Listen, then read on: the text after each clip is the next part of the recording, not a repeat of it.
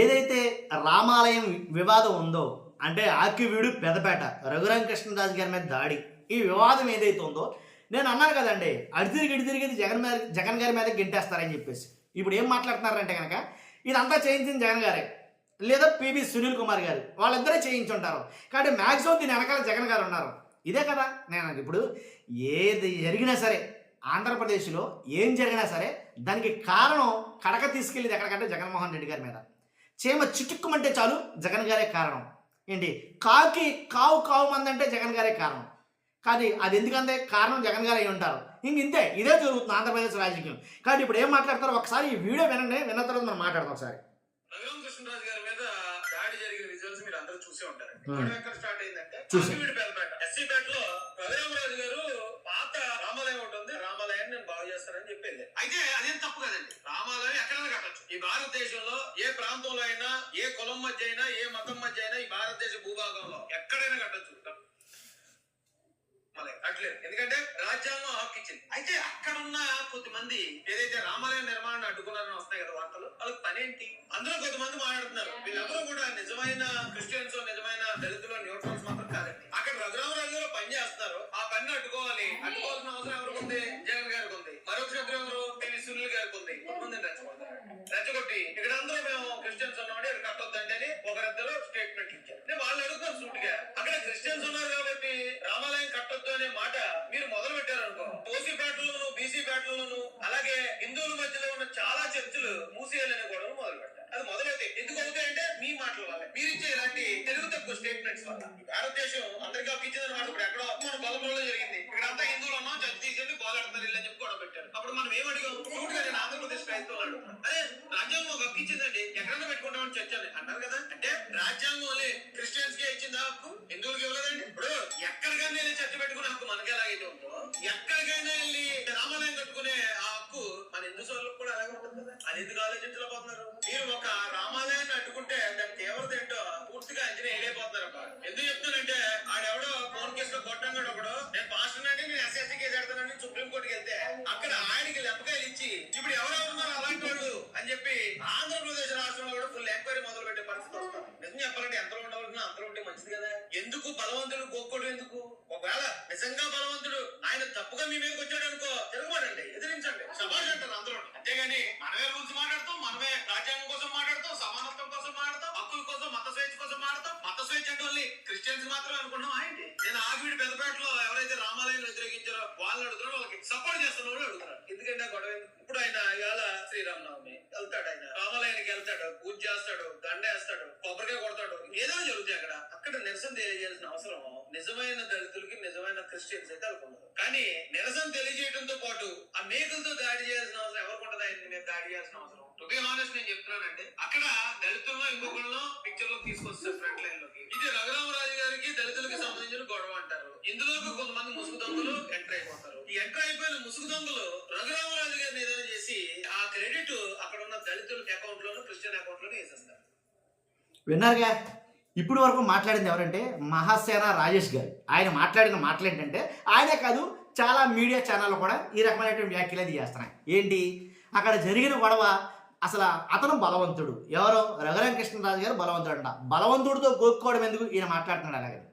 బలవంతుడితో గోక్కోవడం ఎందుకు, ఆయనతో గోక్కుని పెట్టుకోవడం ఎందుకు మీరు అని మాట్లాడుతున్నాడు. బలవంతుడు నాకేమని పలువురితో నిగ్రహించి పలుకుటేయాలా ఉంది కదా, పద్యం గుర్తుందా?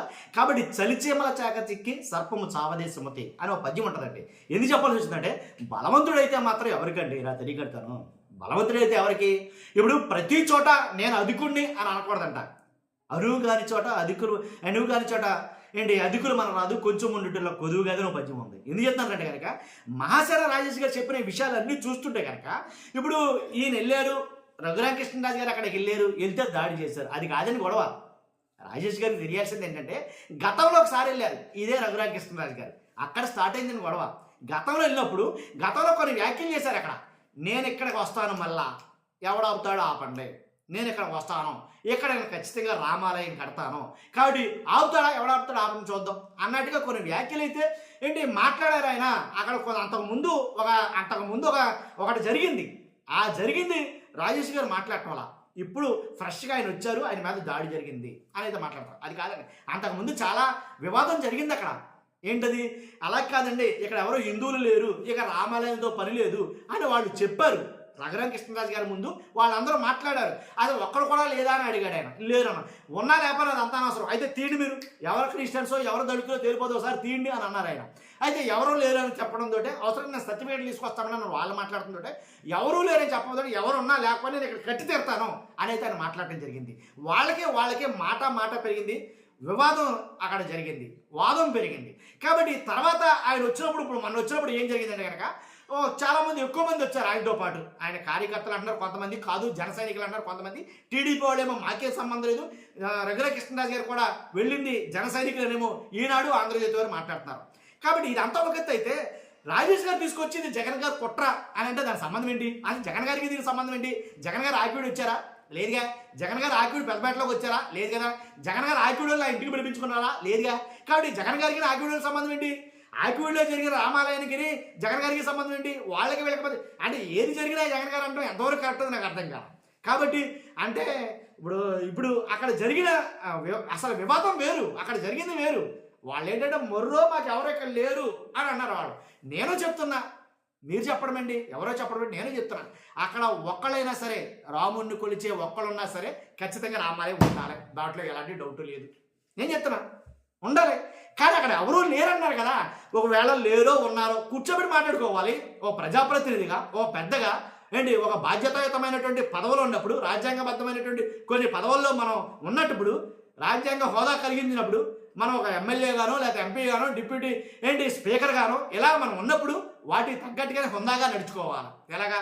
కూర్చోబెట్టి ఇరువురిని కేకేయాలి. ఏంటయ్యా ఇక్కడ జరుగుతుంది, మీకు బాధ ఏముంది, కడతామంటున్నారు, అదిగో వాళ్ళు ఉన్నారు, 10 కుటుంబాలు ఉన్నారు లేదా 5 కుటుంబాలు ఉన్నారు, వాళ్ళు పూజించుకుంటారు, అస్సలు ఎవరూ లేరా, లేకపోతే ఏంటి అనే దాని మీద ఆలోచించుకోవాలి.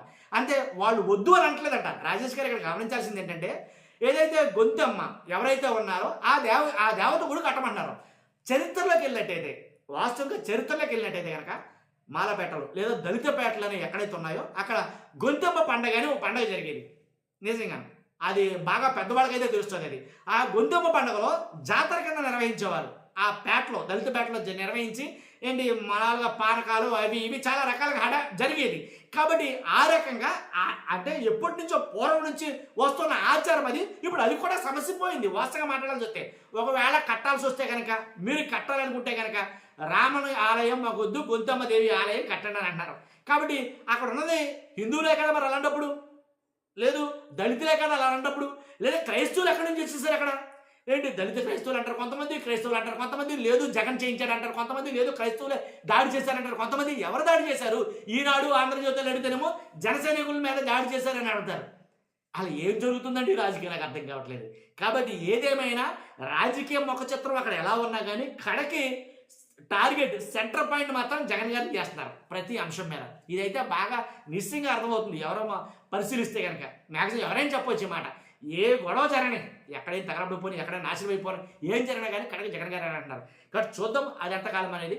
చూస్తున్నా మీరు అందరూ కూడా మీ అభిప్రాయం అయితే ఖచ్చితంగా కామెంట్ రూపంలో తెలియజేయండి. ఫస్ట్ అయితే లైక్ చేయండి. Thank you very much.